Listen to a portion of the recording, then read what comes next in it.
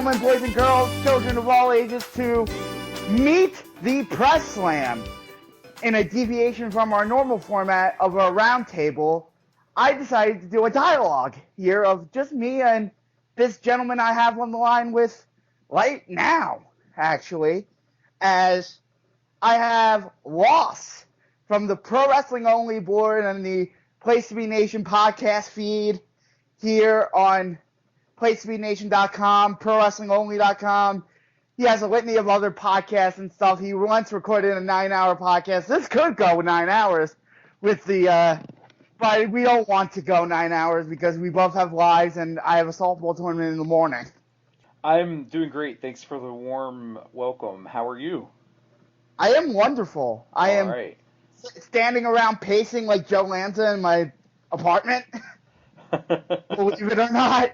Shout out to Joe of VoicesOfWrestling.com, another friend of Place to Be Nation and Meet the Press Slam. Joe will be on a future podcast. I have to get that booked soon. But I'm in my kid's playroom trying not to step on crayons. So, yeah. Oh, wonderful. So I'm going to calm down. I have my 2 water bottles, so I'm going to sit down, and I have a fidget spinner.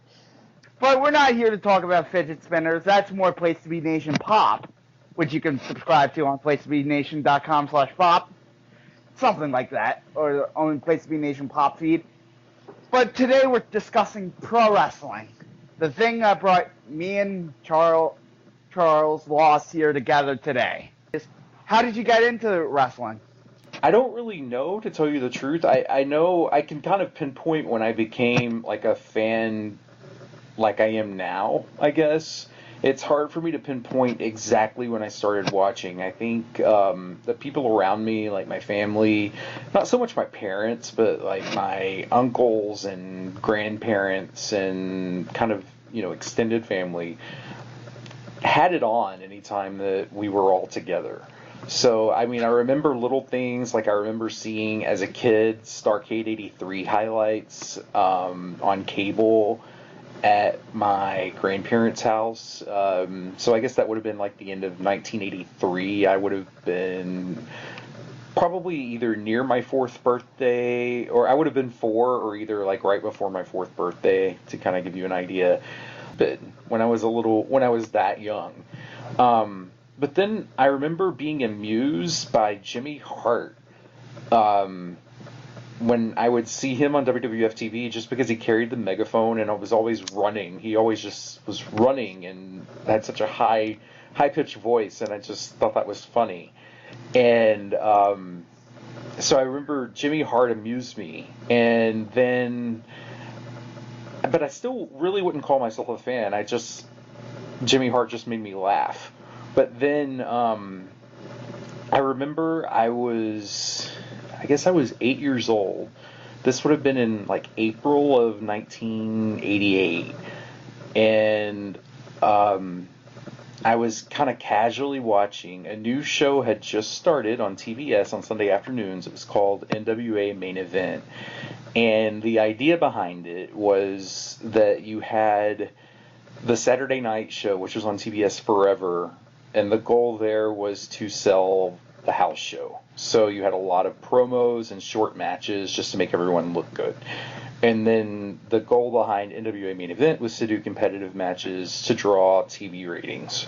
So I was watching that show, and they ran a huge angle that day. At the time, there were only 3 members of the Four Horsemen, and Barry Windham turned on his tag team partner, Lex Luger, and joined the Four Horsemen. Ah, that angle. That's awesome. Yeah, and that was the first angle that really hooked me, like in an emotional way, I guess, that really connected with me, because I just couldn't understand why someone would turn on their friend like that. And it just really stuck with me. So, and then I saw like this masked guy, come into a locker room and confront him over it, and then this swarm of people like jump him and try to take off his mask, who I later found out was it was Dusty Rhodes, and he was the Midnight Rider. And it's funny that I got into wrestling watching a company that was like about to completely die. Yeah. But I mean, but it was still like really well done, and it was great stuff, and it still looks great if you watch it today. But that's kind of what got me hooked. I got into wrestling around 2005. I'm a bit younger than you. I'm 21 compared to your age of 37. Yeah, 2005. And 2005 SmackDown. Yes. Yep. Yes, that was actually a really good era for WWE television. Oh yeah, you had Eddie, you had JBL.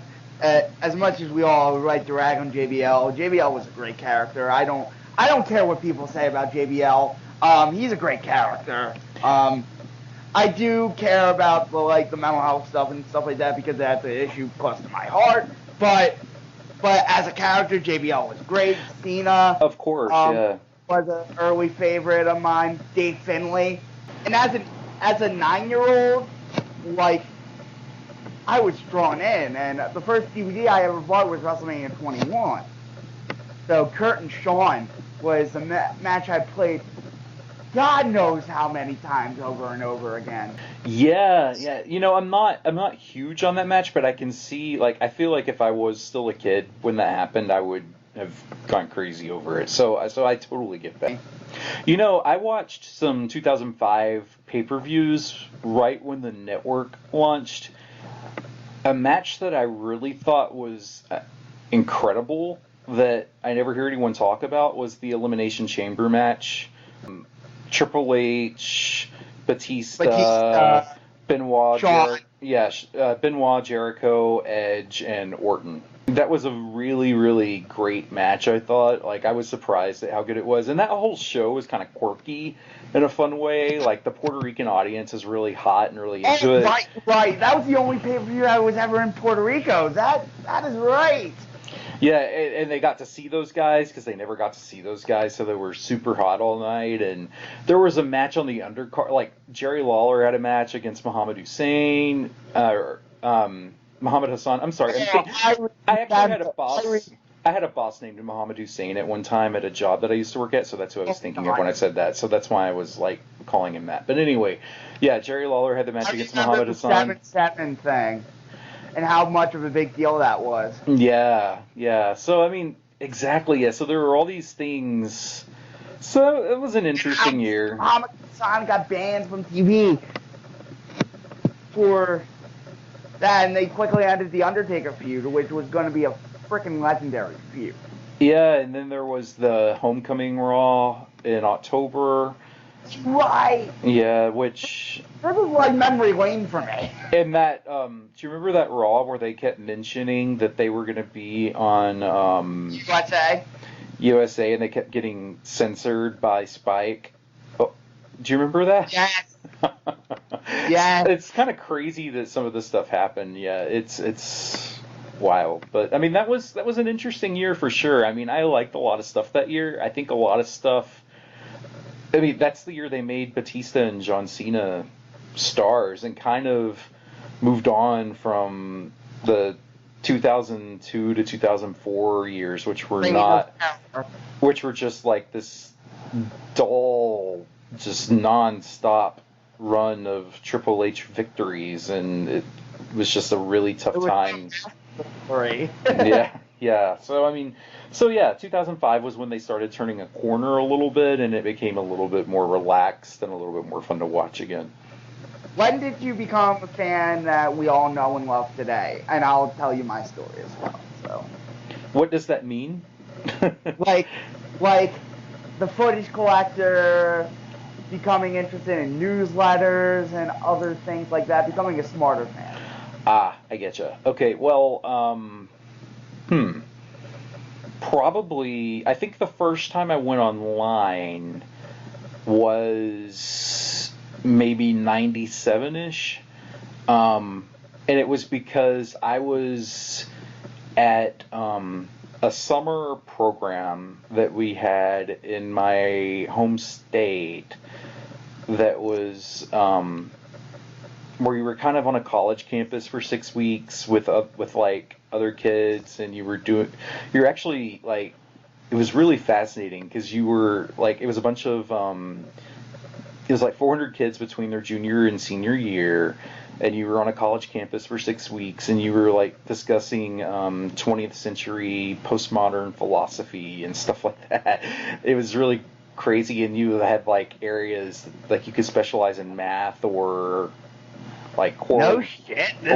This sounds awesome. Or choral music or whatever. It was actually sponsored by the state. It was a program created by Bill Clinton when he was governor of Arkansas, which is where I grew up. So, yeah, so there were like 400 kids. It was like one of the smaller liberal arts colleges that hosted it, and we stayed in the dorms. Anyway, I could talk about that for a long time because it was an amazing experience, but that sounds amazing. Yeah, it was pretty incredible. Like that's where I learned about Philip Glass, and we watched the movie. If anyone has ever seen it, Koyaanisqatsi. Oh my God! I saw that. Yeah, not to diverge. I saw that in film in my English class. Was so creeped out by it. Yeah. It's one of the. If you ever see the movie Koyaanisqatsi, it's on YouTube. It is. It's just these montages of buildings falling with weird, like, tribal music. Yes. Koyaanisqatsi. Koyaanis. And it was the weirdest, scariest, most postmodernist shit I've ever watched. And I watched it. Thank you, Adam City, who was the teacher I had who exposed me to that film. My God, he exposed me to a lot of things, including Walden by Henry David Thoreau. But sorry we got on that tangent. No. It was amazing. Like I remember, like I went to a daily class called Perspectives, where we would debate the foundations of 20th century art. And seriously, I swear to God, I went home and people were like, "What the fuck is wrong with you?" No wonder. Yeah. No, at least they were starting to teach that in like 2012, like English class for me. My God, I love my English teacher. So. Yeah. It really was amazing. But anyway, while I was there, I wasn't watching Nitro. I wasn't watching Raw because I was there. So we had access to the computer lab. So I would go in there like every Tuesday and check the internet because I wanted to see results, like what was going on. And I forget what I searched for. I searched for some, like, obviously Google didn't exist, but there were other search engines at the time. Oh, right. Yeah, and I searched for something, and it pulled up a site that had videotapes, and it had stuff that, like, had never been released commercially, but there was a match on one of the tapes that was the same match that was the main event of the very first house show that I ever saw, which the main event, by the way, of the first house show I ever saw, which was in like April of '89, was Ric Flair teaming with Michael Hayes against Ricky Steamboat and Lex Luger. That sounds freaking amazing. It was pretty cool. And I saw that on a tape and I was like, was that somehow recorded? Like, not understanding quite how, like, house show and TV taping and all that worked. I mean, I didn't understand that. So I ordered the tape from this website. A 4-hour VHS tape that was like second gen, by the way, at that time was like $18, one tape. So I ordered it. Yeah, that's damage. At least you had the money back then. But... Yeah, I didn't have the money to order more than one, but but I got it, and it was just a compilation of like various '80s matches, and there were three actually. Japanese matches that are held in pretty high regard that happen to be on that tape too. So one of them was Lioness Asuka versus Jaguar Yokota from All Japan Women in 1985. And then you see that match and you're like, what the fuck are the men doing? These women are fucking awesome. Yeah, and it was the clip TV version. You know, the thing about that match, it didn't actually get released in full until 2003 when All Japan Women started their own classic series. So there was a TV version that was like 7 or 8 minutes, I think, and so that's what I saw. So I was like, I remember in the notes next to the match, it was like one of the greatest matches of all time, and then there was like the number 5 with 3 asterisks after it, and I had no idea what that meant. And but then I started, which we can talk about that too. But wink, wink, nudge, nudge. Yeah. And then I saw another match was Akira Maeda versus Tatsumi Fujinami from New Japan, the 1986 match. I think it's during the height of the UWFI New Japan feud. The UWF New Japan feud, yeah. So it was 6/12/86. And for a long time, I think probably until the DVD-BR New Japan 80s vote happened, that was kind of considered the best New Japan match of the 80s. It was still, I think even on that, it ranked pretty high and was still held in high regard, but it just wasn't number one. And then the third match that was on there from Japan was an All Japan match from January of 86. It was the Jumbo Tenru versus Choshu and Yatsu tag from those matches are always wars.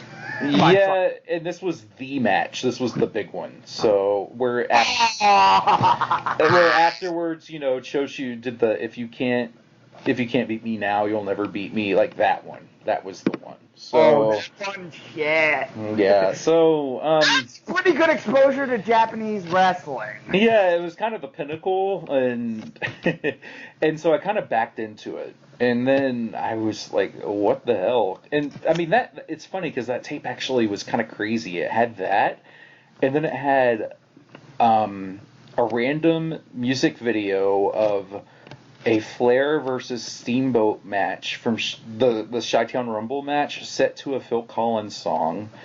And then it was half set to a Phil Collins song and half set to the Memphis TV show theme song. The tape also had a Ric Flair and Barry Windham versus Dusty Rhodes and Bam Bam Bigelow tag. It had Lex Luger versus the Great Muta from Florida. It had all these. It was just like this weird. It had Bret Hart versus Davey Boy Smith from WWF TV. Like all these things, just random, completely random, and like from everywhere. I mean, it was just like very, very wide assortment. There was stuff from Florida. There was stuff from Mid-South. Yeah, exactly. And that actually kind of piqued my interest in watching things from a multitude of places instead of watching like either what? Right. Instead of either watching like one promotion and straight through, or one show straight through, or one wrestler straight through. So that kind of, if you look at some of the other things I've done since then, as far as my viewing projects, you'll notice that they've all kind of had that in common, and that's right. that tape is where that, I guess, that spark came from. But yeah, so I mean, from there, I think I kind of followed a typical path from there. Like I picked up the J Cups and all that. But yeah, that tape is where it all started. I was ready to do my first college radio show around 2014, and 2014 was a weird year because I first started this show called The Chat Down with Dan Grundy. I was interested in New Japan and stuff like that, and he wasn't interested in that. So we would get into arguments. So then I started getting the ring. So I would have Mike Sempervive on my show literally every week for like a year. He's a great guy. Yeah, that's definitely a good place to start. How did you get involved in all these projects? I'm like, I'm just getting involved, and I'm just opening up a wormhole. Oh gosh, I wish I knew.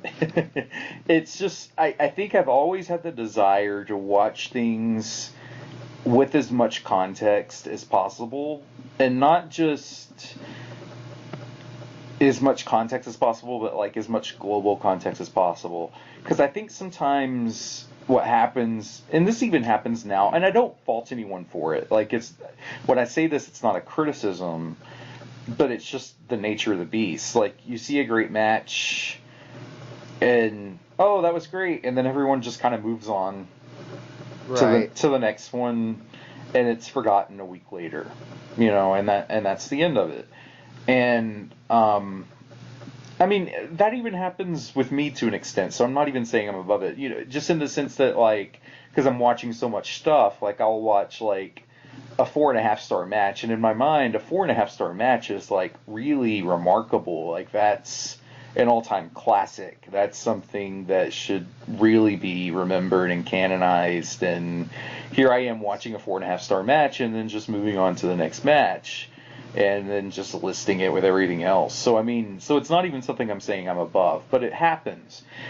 But the thing is, I feel like sometimes people throw out, like, these superlatives to describe great wrestling without really thinking about what it means compared to other great wrestling. So, and that's okay, I guess. I mean, I don't expect everyone to necessarily think about those things, because some people just want to have fun watching wrestling, and God bless them, because I wish sometimes I could do it, but my mind isn't wired that way. I like to look at where things fall in the big picture, I guess. That's just how I look at things. And so if someone tells me, oh, this was a 5-star match, I'm thinking, okay, to me, in my mind, if I hear that, I'm thinking, well, that means that this match is at the same level as the best matches of all time. It doesn't necessarily mean it's the best match of all time. What it means is that it can reasonably be compared to any match, quality-wise, in the history of pro wrestling. So let's think about that. I remember a few years ago, and to me, Dave Meltzer is actually the biggest offender of this, and I have more respect for Dave than I can even say, but he's the biggest offender of this. He was talking, about how the 2014 G1 Climax was the greatest tournament of all time, just going on and on about it, and I think he probably was right. I think he was probably right. I don't dispute his point. But to me, if you're going to throw out that something is the greatest tournament of all time, talk about some of the other great tournaments in wrestling history and compare and contrast. Put them side by side and walk through your case. Don't just declare it and then move on. And that's what I feel like happens a lot of times with wrestling discussion that I don't really like, and that's what motivates me to kind of do the deeper dive and really look into this stuff. And it's I mean, it's not always something that, I mean, it would be a lot easier to not do that sometimes, because I do feel like, everyone's talking about a match and I'm not watching it because I'm watching, 5-minute B-show TV matches from 17 years ago, but I'm happy with that. Right, and you look to the future even though you're looking at the past. Right. And completist to me is not watching every single thing someone does. Some people look at it that way, and I guess to me, there's a balance between cherry picking and watching everything.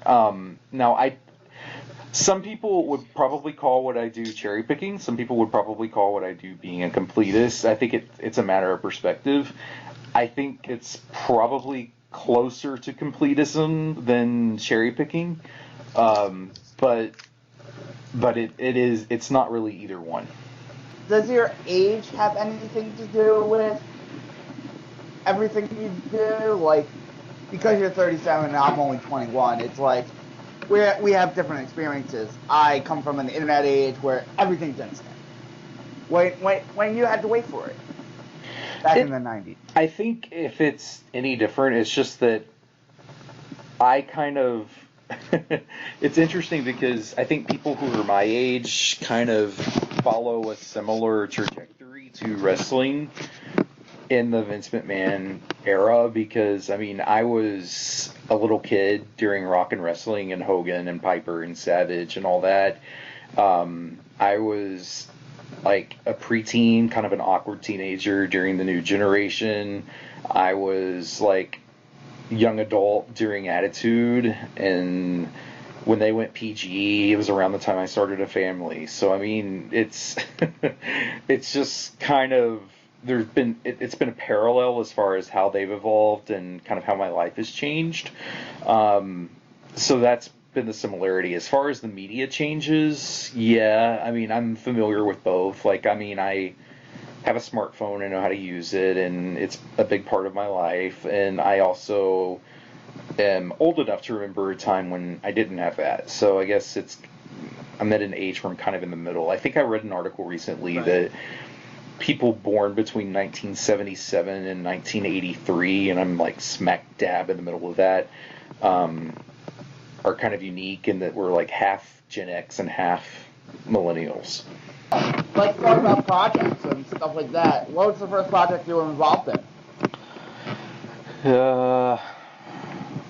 As far as a major project, probably the yearbooks. And so that was something I'd kind of had, maybe not like exactly in those terms, like I want to do a yearbook, but the general idea had been in my mind for a long time. Probably for a few years even before. And then Chris Benoit killed his family, and I kind of hated wrestling for a few years. I mean, I say I hated wrestling. I mean, I was still kind of around and following it, but not anywhere near like I had before that. So I would say from like the last half of 2007 through the end of 2009, I was at a point where I was so disillusioned with the people running wrestling that I kind of wanted wrestling to just not exist anymore and just go away, because I just wanted them to get their karma, honestly. Anytime that I watched wrestling, especially old wrestling, like I'm just watching like, okay, this person's alive, this person's dead, this person's alive, this person's dead. It was kind of morbid, like, and that wasn't enjoyable to me. I guess that wouldn't be to anyone, but it just wasn't a fun experience anymore. And so I decided, I guess, kind of as a last-ditch effort, okay, let's do this. I mean, we've had it on the back burner for a long time. I remember I had talked about it with Will for so long that he actually, like, either deleted what it was is he had started converting files, I think, like maybe a year or two before we actually followed through with it. And then he had just deleted them all and had to start all over because he didn't believe it would ever happen. And finally, just one day, I was bored. It was like a Sunday afternoon. It was raining or something. I don't remember. And I was just like, let's give it a shot, see what happens. We picked 1996 as a starting point because that was a very easy year to get engaged in because so much happened in 96. And went from there. And it was amazing. It saved my wrestling fandom completely. I kind of feel like I started over in a lot of ways. Like, to me, any opinions that I had before that, I almost don't count because I just started watching wrestling brand new again from that point on. So this was around the end of 2010 when we launched the 1996 yearbook, and eventually between then and the summer of 2014, we did one for every year in the 90s. So we had That's amazing. So we had about 120 hours of footage collected for each year between 1990 and 1999. It was a combination of matches, angles, and promos from companies all over the world. I haven't gotten the chance to watch those yearbooks yet, but after hearing the painstaking work that went through it, I gotta get them. It was a lot of fun compiling those, and you know the interesting thing, I don't know what to make of this. You tell me, maybe. The 90s were obviously a lot longer ago than the 2000s, yet it was much easier to find opinions on matches from the 90s than matches from the 2000s. It's like, did no one review this stuff that was released in the 2000s? Because I can't find a single thought on half of this stuff. Like, so I don't even know what anyone thinks of it. Right, you have to formulate an original hot take. Well, there's no take at all. That's the funny part. Like, I mean, there's matches on shows that are out there, and then no one has just ever commented on them at all. And whereas in the 90s, pretty much every show that was out there, you have someone saying, this is worth seeing, this is not worth seeing, this is worth seeing. So in terms of compiling the footage and saying, okay, this is what we want to watch, that made the process very easy. I mean, it still required a little bit of time, but it was very easy to do. With the 2000s, I swear, like, so much of it is just guesswork because no one has done that. And it's a giant mess. Yeah, it's a giant mess. I mean, in a great way. I mean, I'm enjoying it because it's a giant mess and because I'm trying to sort it out since it's never been done. But so I'm kind of like embracing the challenge. But yeah, but it's interesting to me that the 90s were longer ago, but yet in terms of figuring out what's what, it's so much cleaner. Even the 80s are much more cleaner than the 2000s. Absolutely. I mean, there are just so many shows where, like, for example, if someone said to you, what's the best New Japan match of the G1 from 2004? Like, yeah, exactly. Like, people can name the high-end stuff. They can't really point you to a lot of really good mid-range stuff. I mean, and I'm sure someone listening is going to say, well, everyone knows the best match from the G1 too. And, you know, but they're going to be an outlier. You know, it's not like there's this common knowledge. So that's what I mean. Yeah, and it's really interesting to hear, like, the different takes that people have. Yeah, it is. And in a way that's kind of freeing, just because if something looks interesting on paper, we're watching it, period. And it may end up being bad, but we don't care. And we're not even necessarily picking everything because of its potential to be good. DDT, for example, at the end of 2004, has a hair versus hair match with a wrestler against a monkey.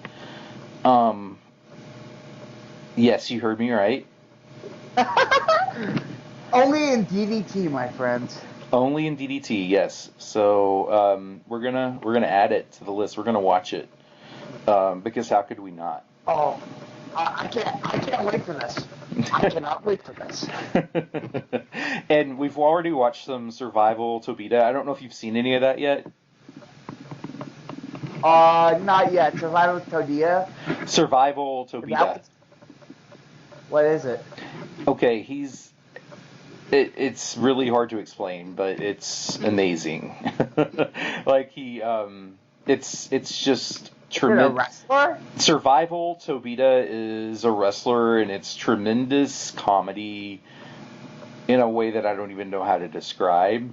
What mark is this from? Well, we've already hit some of it in 2000. I think there was a match in February and maybe a match in March or April. And then there's more coming. But yeah, it's pretty bizarre when we stuff. get off there, send me that. Okay, yeah, it's pretty humorous. Like, the matches usually have scores, and some other funky stuff. Okay. This. I might watch this after we're done. Yeah. Thank you, Chad. I mean, Charles. What? Why did I call you Chad? Because we're both CHAs. Yeah. What would you want to say to a fan that's just getting into these projects?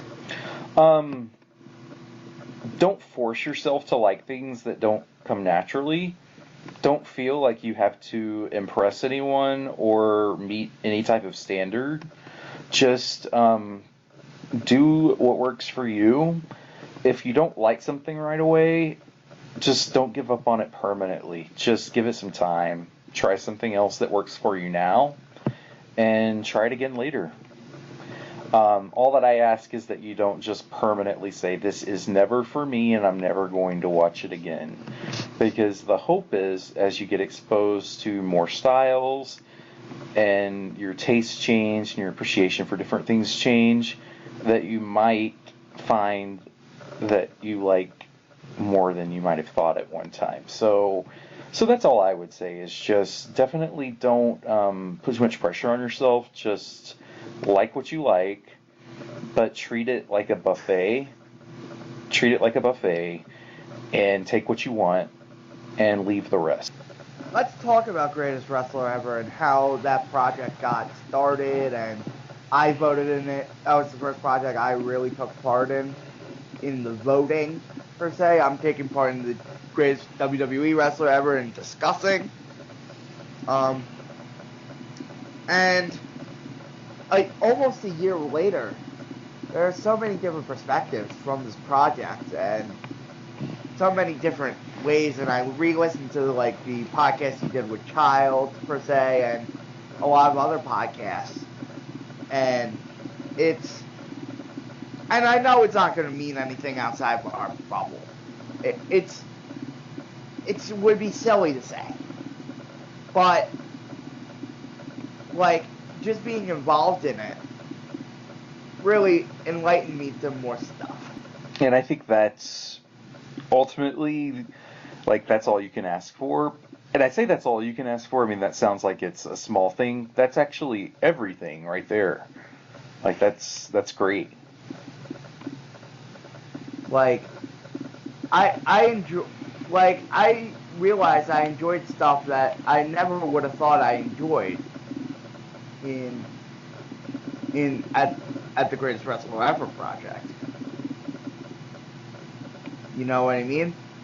Let's talk about how you got the idea for it, the Smart's Choice poll, and everything around that. Well, I can't take credit for the idea. It was actually an idea that came from Dylan and Grimace. So it had been 10 years since the last one, and their thought was to do a check-in and do a new one since it had been 10 years. So, and then just to do one every 10 years from here on. So that was their suggestion, and we just kind of went from there. We used a very similar approach, I guess, to how it was done before. Really, I mean, I'm saying my involvement was not too strong. I mean, I was around if I was asked to help with something. I did. I made the board available. I tried to chime in on threads when I could. I helped with some things, but really, I think the bulk of the project, like, was with Grimace, and so he really was the one who brought it home. Graham. Yeah, exactly. He really was the guy who really handled the vast majority of it. Like, he created most of the threads. He, that's painstaking time. Right. He, he consulted with us sometimes when he was like, well, what do you think I should do? But he didn't even need to do that all the time. Sometimes it was just, hey, I'm thinking I'll do this. What do you think? Yeah, sounds good. So, like, I'll give him a lot of credit for how it was done. I don't know that, honestly, I feel like in terms of exposing people to new wrestling, in terms of that sort of thing, I think GWE was really great, but I think it also had some negative impacts in some ways too, just because I think it exposed some divides that probably already existed in a lot of ways at the board, and that's unfortunate. Just different ways of looking at wrestling, I think, that were a little bit contentious. Right. Yeah, I mean, and that happens. It happens. I mean, I regret it. I think things got a little heated at times in ways that are definitely ways that I wish wouldn't have happened. I can take credit for some of it, for sure. Some of it had absolutely nothing to do with me. I wasn't involved at all. But regardless of any of that, I mean, it did have an impact on the activity for a while. I mean, we saw a big slowdown when it was over. We saw kind of a little bit of breaking off where you saw like a little separation, I guess. And I think that there was some disillusion happening, and I don't know. I'm not going to tell anyone how they should or shouldn't feel, because I think everyone is probably right in their own way about the pluses and the minuses of the project overall.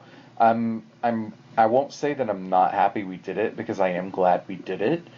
But I will say that it came with a cost, and that's unfortunate. Right. Talk about pro wrestling only and your desire. Did you? I'm sorry. Did you say pro wrestling only in my? I didn't hear the last part of that. Involvement. Oh, in my involvement. And okay. Your desire to start it, and your involvement with pro wrestling only. Oh, okay. This kind of has a long history. Do you want to hear it all? Yes, I do. Okay. Yes, you know I do. Okay. I just wanted to make sure, because it's kind of a long, winding story. So just before I got started, just checking in. Okay. So let's start in trying to figure out the best place to start. Probably for me, it makes the most sense to start in the year 2000, believe it or not.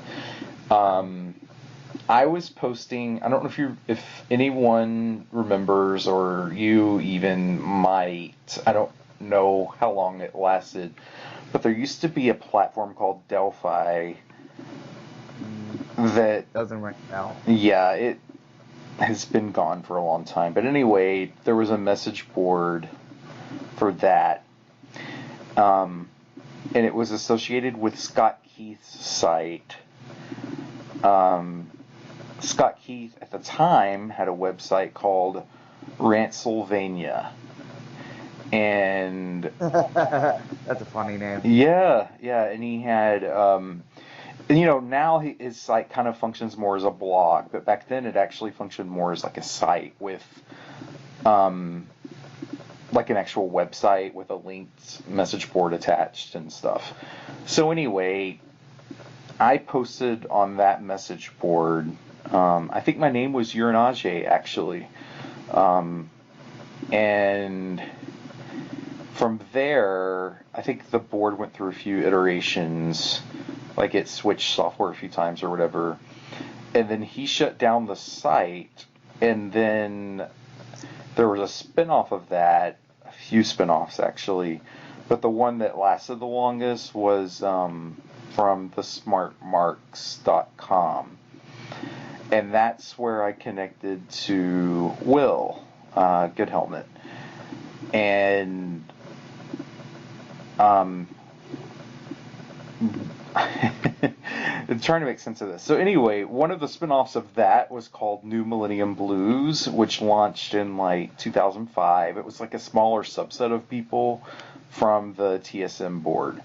And it wasn't a wrestling-specific board. There was a general chat, there was music, there was sports, there was movies, but most of the activity was actually happening in the wrestling folder.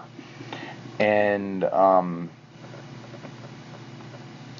we weren't admins of that site. We were mods. I was the mod of the wrestling folder, and I forget exactly what what Will's role was there at the time, but I was the mod of the wrestling folder.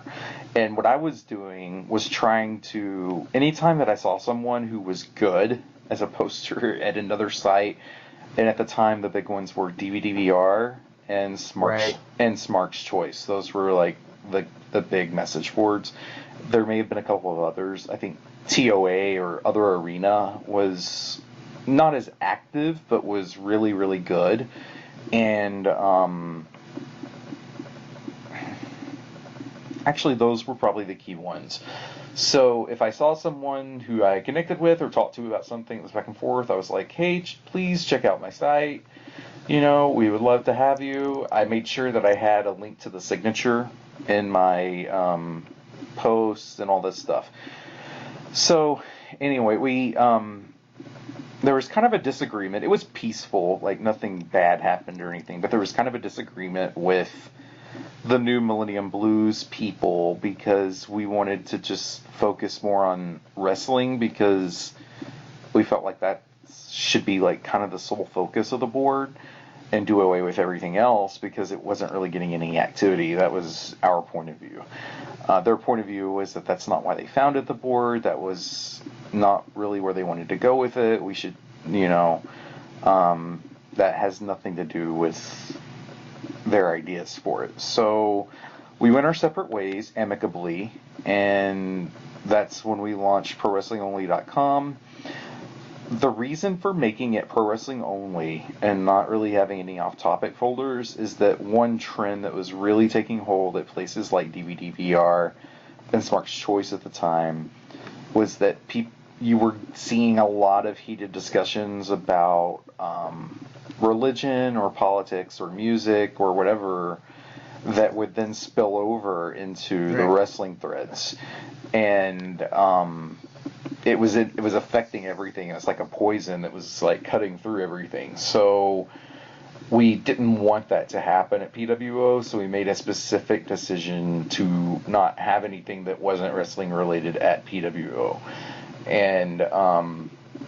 And so that's kind of how the board came to be. And so we launched PWO in January of 2007. So we actually had our 10-year anniversary earlier this year. And that's pretty much it. And how has the board evolved over the years? Well, there are actually a lot of posters that have been here from the very beginning that are still around. We've added the match discussion archive, which was part of the yearbook project. We used to have a folder called Hands Off the Merchandise, which was intended to be a place to discuss like action figures and t-shirts and new books coming out and stuff like that, but it didn't really get any activity, so we just ended up removing it, consolidating it into the general wrestling folder. There have been a few minor changes like that. For the most part, though, it's still the same folder it's always been, or the same board it's always been. We added the microscope eventually when we found a lot of people were starting threads about specific wrestlers. We added the publications and podcasts as the podcast culture really started to take off. Because it allowed people, because what we found is that people were starting one thread for all their podcasts, and then those threads would be like 60 pages. And so it was really hard to follow what was going on if you tried to go back and read the whole thing. So we were like, you know what, let's just have a podcast folder, and then people can just start a new thread every single time they publish something. And it won't clog up the folder because the whole folder is just podcast announcements. So, so we've done little things like that, but not any huge overhauls. Does that answer the question? Yeah, that definitely answers the question. How this board has evolved, and when I got on it, I was so shocked, like how much there was to digest. Do you mind if I ask how you found the board? I was listening to the podcast. Okay.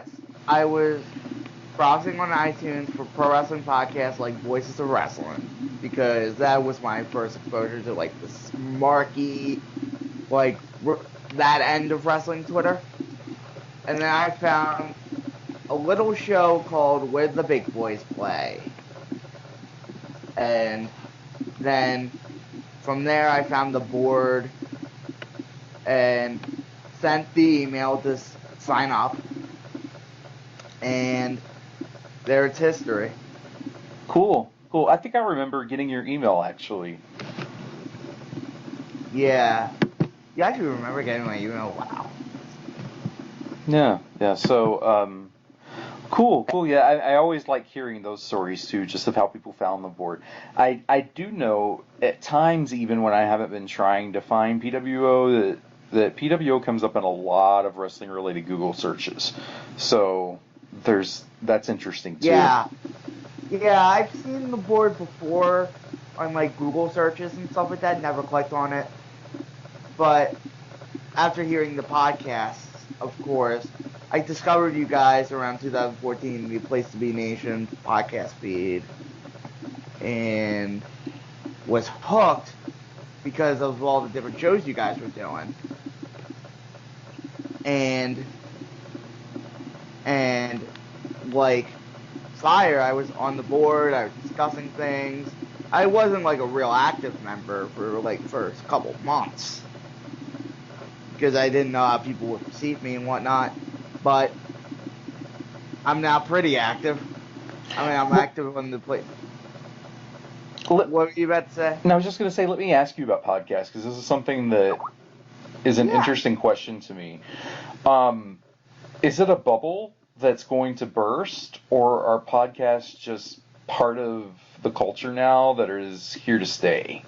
I think it's here to stay, personally. So, do you think it's going to? I think there are so many out there now, and there are so many celebrities doing them, so many wrestlers doing them specifically, that people are going to want to imitate. People are going to want to, and that's my problem with trying to find a unique spin on a show. It's more like there are so many podcasts out there. I can't just do it This Week in Wrestling. Right. And I've had these like power discussions with like Tom and Alan Blackstock, for instance, and people like that, where I'm like, I want more success. I've had success before in the past. You know what I mean? Yeah. And it's sort of hard to find your place in the podcasting because celebrities are so involved in it. What I think is the case, I do agree with you. I think part of it is a bubble that I think will burst. Not in the sense that like podcasts are going to go away. Like, I don't think the medium is going anywhere. I do think some of the oversaturation will eventually stop. Yeah, I agree. Because I do think right now there are too many wrestling podcasts, and a lot of them will eventually fall by the wayside. Like, I'm gonna cancel my Get in the Ring show in the fall because I have school and I don't want to have as much time to watch wrestling. And B, it's not doing numbers, it's not doing that, so I don't want to oversaturate the population with my shit. Well, I mean, I say that as a segue to this. I also don't know that message boards are already like kind of outdated. Yeah, they're phasing it down. Yeah. The only thing is, I haven't seen a better alternative yet for long form content. There are a lot of... Oh, I agree. Yeah, there are a lot of social media options, for short form content. And, you can microblog, but as far as just interactive, like, like I can have a blog where I push out content and have everyone else respond to me, and then other people can have their own blogs where they do the same. But as far as having one centralized place where a group of And a registered people, community.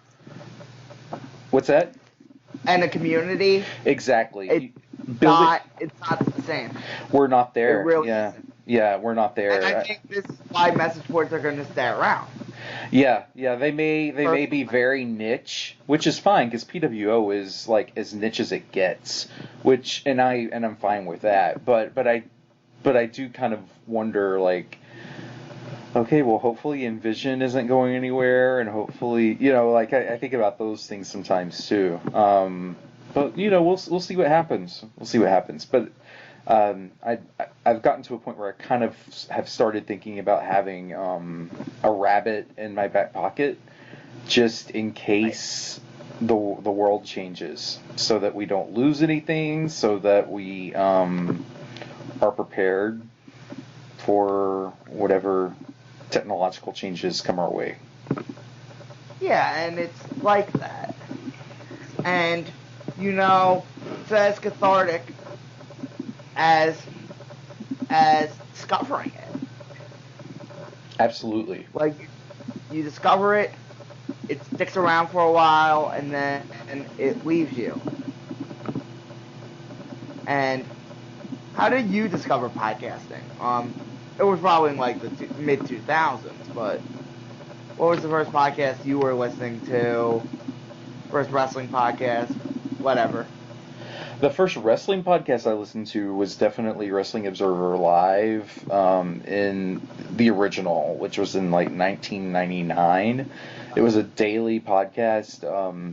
Dave has done a lot of great shows since then. He has never done anything since that has been anywhere nearly as good since then. That was an amazing time. It was incredible because he was getting guests, like big name guests, on his show, on the record, every day. Like he would have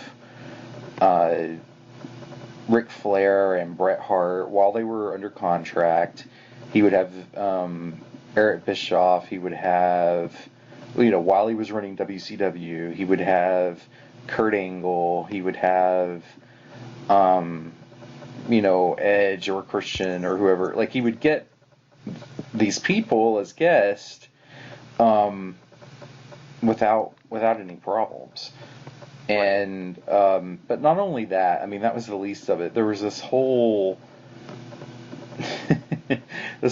like comedy, I guess, surrounding those shows. My favorite thing being, I mean, people love to like just pull his chain. Someone actually created sound bites from Kindergarten Cop and called in and managed to get Dave to have a long conversation with sound bites from Kindergarten Cop. Oh my god. That happened once. That is amazing. Yeah. So the first podcast I really listened to was Smart Wrestling Fan. Back in the day, like when Joe Negron and Wiggly were doing it. And then I slowly formed into the Don Tony and Kevin Castle show. And then became a big fan of that network and of Wrestling Soup and whatnot.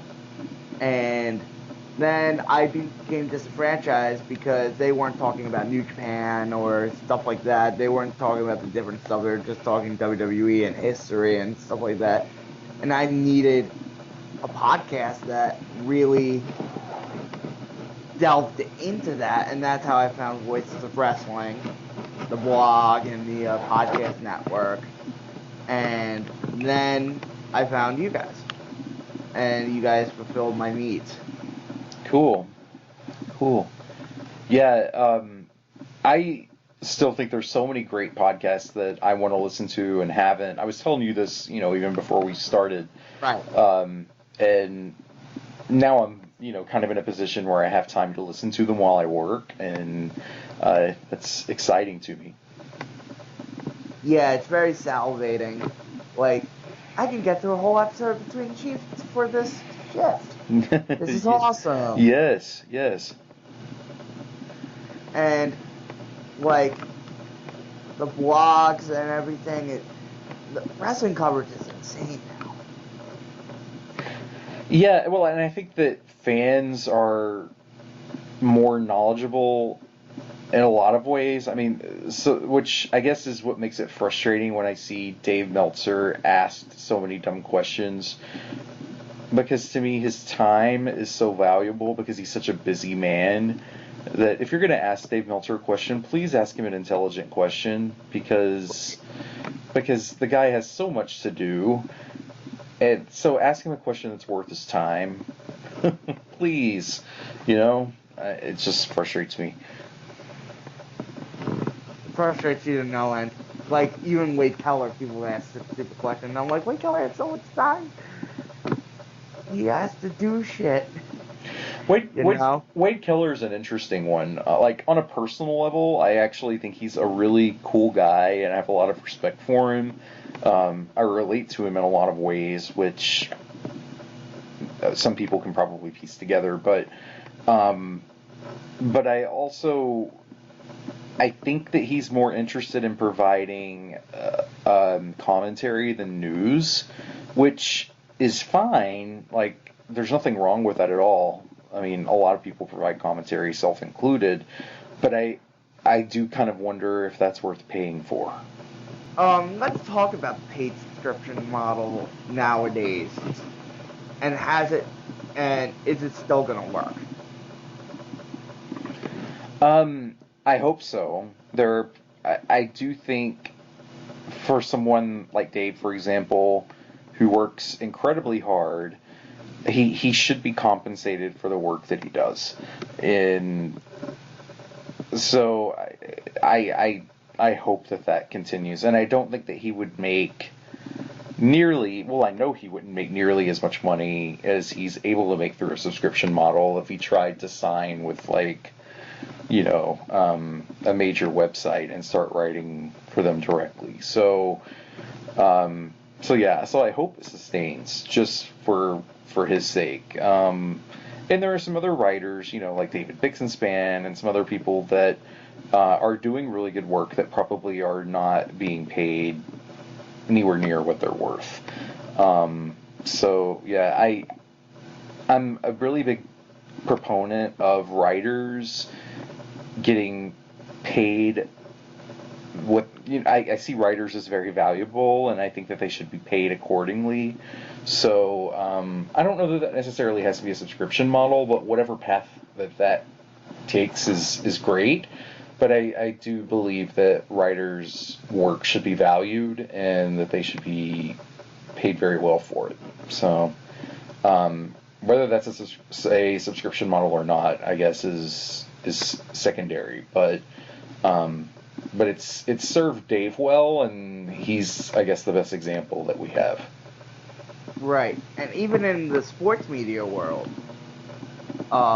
Dave is the best example of the subscription model and people flocking to him. Yeah, I mean, if you look, you can do the math in your head when you look at how much a subscription costs and estimate probably how many subscribers he has, and you've got a nice income right there. I mean, it's not hard to figure out, and he should have a nice income as hard as he works and as much as he works around the clock. The fact that he still has love. And the fact that he's been doing the job for, almost 35 years and hasn't missed an issue, good Lord, that's insane. So I can't even fathom doing that. So anyway, I don't want to praise him too much. It's just that on that sense, there are tons of areas where I disagree with him on other things, but on his work ethic and his integrity, I can't take anything away from him. Right. Let's talk about what I just lost my train of thought. My God. Let's talk about things that really strike with you when it comes to watching a match. What are things that connect with you? Pacing. That's a big one. Yeah, I like matches that build. So I like matches that start, maybe that don't necessarily rush to the big moment. I mean, sometimes that works actually, but for the most part, I like matches that kind of slowly get where they're going instead of getting right into the action. I like matches with. I actually do like near falls, but I think that sometimes they can get formulaic in the way that they're done. But I think here's my thought process behind that. Okay. To me, a really great near fall is not, oh my gosh, I can't believe he kicked out of that move. It's, whoa, did you see how close that was? To me, it's all about the timing, not about what move was kicked out of. So I agree with that. yeah, so I mean, anybody, like, like, it's a work. Like, So Toriano is the master of this. yeah. I mean, it's a work. I mean, so you could give me like a high five flow or whatever, and I can kick out at 2. Like, there's no art in that. But to kick out at like 2 and 99/100ths, to me, that's what makes a great near fall. And when you can do that and create a string of those, that's where you do something awesome. Well, you can do a long 2 count. So I think sometimes that gets confused with, like, those are the types of false finishes that I think really work. Now, also, I like heat. I really care a lot about crowd heat, like, just because I think it has to work to get over. And when I say crowd heat, I don't necessarily just mean crowd involvement. I mean reacting in the way that they're going for. I mean reacting in a way that is responding to the work and isn't just loud. So someone like who's super over, when I think about people through history, like Hogan or Dusty Rhodes or someone like that. I mean, those guys have some matches I absolutely love and I would call great, but I don't necessarily mean someone like that who's just going to get a huge reaction no matter what they do. I mean someone who can do something specific in the ring that gets the crowd in a big way. I saw a match, this was actually part of the PWO2K project.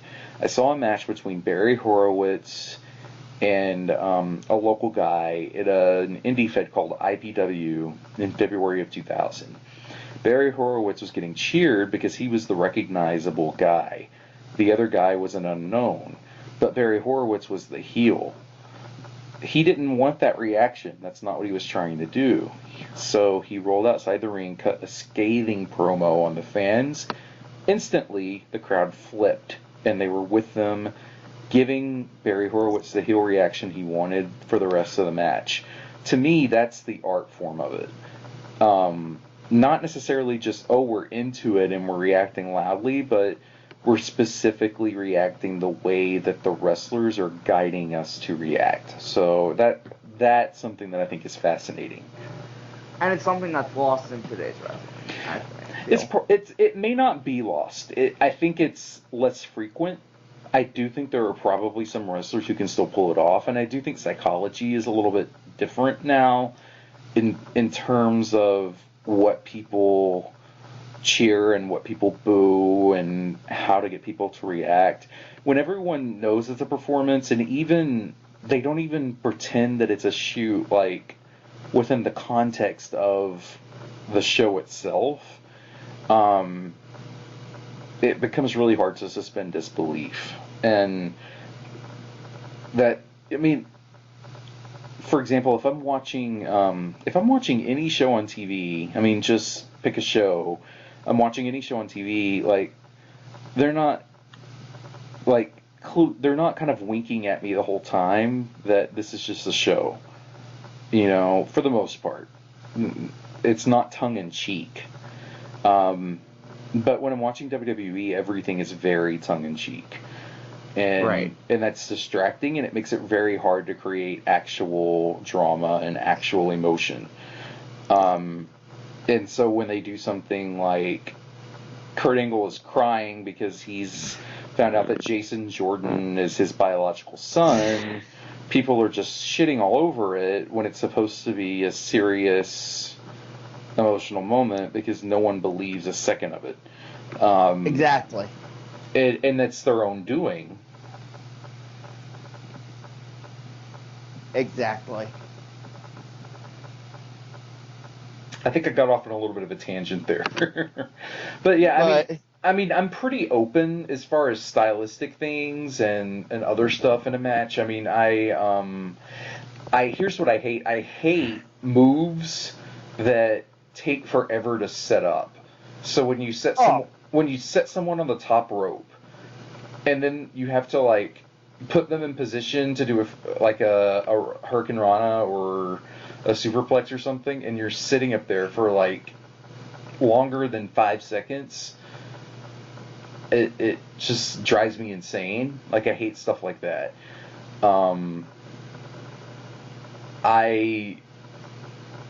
So I mean that's probably my least favorite thing as far as wrestling moves. Oh, and I hate Dean Ambrose's rebound lariat with a passion. It's one of my least favorite things in wrestling history, I think.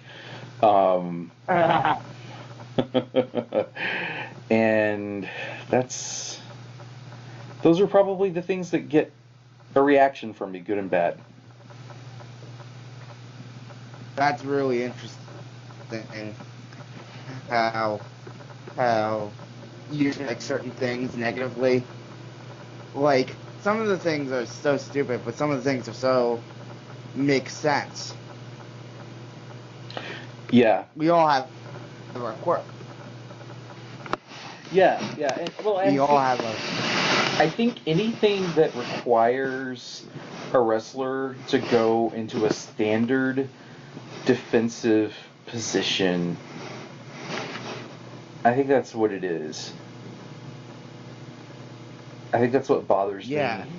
Because Dean Ambrose has to be put in a position every time to give someone a rebound lariat. Like, you know what I mean? Like, signature defensive spots are not my favorite thing either, but I can tolerate that a little bit more than, like, oh, you just happen to be at this place where you could, bounce off the ropes. I don't know. Right. I'm mad just thinking about it. You're just mad thinking about it. Like, you're fuming at the skill. Yeah, someone's going to call the cops because I'm going to start beating up the neighbor or something. What are some of your favorite matches? Oh, boy. We have all night. Well, probably... I'm going to start with the 90s, I think. I would... So many. I love a lot of wrestling. So do I. I would say, I mean, the first ones that come to mind are Furnace and Crawford against the Can-Am, or excuse me, they are the Can-Ams, against Kobashi and Kikuchi from May of '92. What was that? That's the match that came to mind, too. Yeah, in All Japan. That, I think, was the match I considered the number one match of the 90s for me overall. And I think it's because... I don't even know if it's the best, but it just combines every element of pro wrestling so well in one match for me that it just felt like it deserved the top spot for that reason, because it distilled everything great about wrestling down into one match, and I thought that was pretty awesome. I love a lot of Tamura's stuff in rings. His matches with Yamamoto, his matches with Kosaka. I really like some of the bigger matches in All Japan Women. I like Manami Toyota's tag with Toshio Yamada against Ozaki and Dynamite Kansai from Dream Rush. I think that's purely from like a wrestling match level, that's probably the greatest wrestling match of all time. I had it as my number 3 for the decade, but I don't know. It's one of those things where it could have just as easily been number 1, and maybe on a different day would have been. But that Hokuto versus Kandori would be up there too. I would say, as far as All Japan, I feel like a lot of those matches run together for me, so it's hard to pick one. But I really like. I'm gonna go off the beaten path a little bit. I really like Kobashi versus Akiyama from July of '98 a lot. I really like Masawa Kobashi from January '97, which I guess is not really off the beaten path. Yeah. The '92 War Games from WCW, the Bret Austin matches. 97, the 97 tag, the 10-man tag at Canadian Stampede. Yeah, I still get chills from that entrance, or not the entrance from the well, yes, the entrance, but that's not what it's referring to. It's referring to the Canadian national anthem, just because of the reaction to it and everything. Just the whole atmosphere and everything is just out of this world. What else? Oh, Atlantis versus Viano 3 from 2000, the mass match. Right. Probably the best match of all time. Really? More than likely, yes. For me. MS1 against Sangre Chicana from 83, the 5-on-5 gauntlet match from New Japan in 84, Jumbo versus Kerry Von Erich, also from 84, the Flair Steamboat matches. Yes. Now, as far as matches that aren't like all-time classics that are just personal favorites, Randy Anderson against Nick Patrick from Nitro in '97 was a referees match, which was phenomenal. Phenomenal 30 seconds. Let's see what else fits that description. There was the NWO versus the Horsemen from Slamboree '97 would be in that category. Sean Davy Boy from One Night Only '97 would be in that category. Ooh, that's a good match. Yeah. Sean Mankind from In Your House Mind Games. Yeah. And their Raw match that they had the next year it's a TV match, and it's abbreviated, but it's for a TV match, it's a hell of a match. I'm trying to think of what else I would include in that kind of like not the greatest, but I love Shono versus Onita in like the barbed wire. Yes. Explosion. I'm with you on that for sure. How did I forget Kudo versus Combat Toyota from May of '96?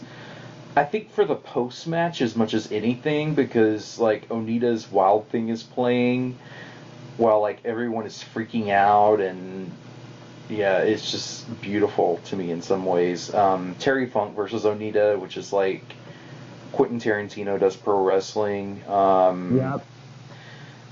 So the Rockers. I like the Big Japan Thumbtack Balloon match for some reason.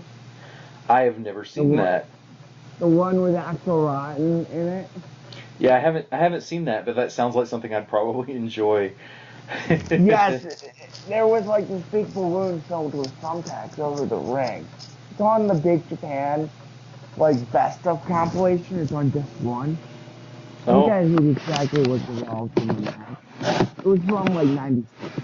Have you seen, one thing I haven't seen that that intrigues me because I've heard a lot about it is the kayak match from DDT with Generico. Oh, yes. I've heard that's like amazing, but I haven't seen it. Utterly fantastic. Them just throwing fireworks at each other is glorious. Yeah, yeah. Oh, I guess also in that category, I might even put Final Deletion. Um, Yeah. yeah, I mean I would that. put that Big Japan shopping center deathmatch. Yeah, they had the grocery store death match. I remember that one. Sure. That's what I mean, the grocery store deathmatch. Yeah, and well, IWA had the bathhouse death match. Oh, that bathhouse deathmatch was brutal. Yeah, yeah, and now Big Japan also had something, and I haven't watched it yet, but I actually just went through it the other day. They had a wedding cake death match. All right. Where it was a wedding ceremony and cake death match, where basically it was like barbed wire and everything, and then it was followed by a full wedding ceremony with Jun Kasai. Yeah. Oh boy. Yeah. I've never seen this. I've seen the house deathmatch. Oh, I The haven't one seen. where the fight, because they turned Kurikan into a house. Oh yeah, yeah, yeah. I know what you're talking about, but I haven't watched the whole match, but I know exactly what you're talking about. Yeah. Yeah, that's like an hour long, and it's like it's like segmented matches. Oh, pro wrestling never changed. Those are probably the ones that come to my mind. The Sal First. Kovaci from Osprey. You know, I still have yet to see that, and I'm gonna wait until I get to 03 and the PWO2K viewing to watch it. So I'm excited about that. 3 years. 3 years away, buddy. Yeah, yeah.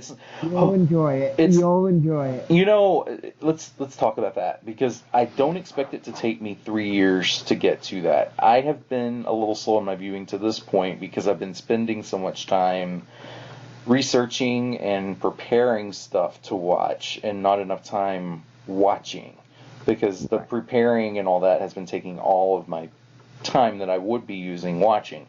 So, once that's done, it's like gonna be a breeze. yeah, yeah. I'm thinking I've been tracking like how much time I've been spending doing that stuff, and I'm thinking I would be able to finish a month every 2 weeks or so. So I should be able to get through about 2 years each year. So 2000, 2001, it would be about 2.5. If Yeah. I'm doing math right. Yeah, yeah, a little bit. But I mean, yeah, it'll be a little bit more than 2 years, but I'll finish 2 years each year. So yeah, I guess it'll be closer to 2.5, maybe 2.25 to 2.5. If I take a break or something, maybe closer to 2. But yeah, so I'm excited. I'm excited to jump in. It's just, that's why I haven't even started May yet. Like right now, I'm still at the end of April. Really? Yeah. Really, that's been the big delay. Yeah, I haven't even gotten through March, believe it or not. Yeah, I mean, I'm cherry picking. When you're trying to prepare 17,000 matches, it's a lot of work, it turns out. oh, lordy, yeah. Plugs. We're at that point in the shit. Yeah. My lord. I guess the only thing I would really plug is that despite doing one and then not doing one for a long time, Chad and I will still be doing a PWO2K podcast. We did one to kick it off for January a while back. We will resume those hopefully in the near future, but I make no promises. But I will just say we will resume those. We're both committed to it. Right. And the January one can be found on the Pro Wrestling Only feed at placetobenation.com. And the next one will obviously be February, and then we'll just go from there. We're going to do them month by month for every month in the 2000s. You can find me on Twitter at Pro Wrestling Only. That's PROWRES only ONLY. So it's PROWRESLY WRESONLY. And then the message board is prowrestlingonly.com. To sign up, you can actually, at one time you couldn't do this. I'm trying to get the word out, but now you can actually use the board registration function. Oh, really? You can.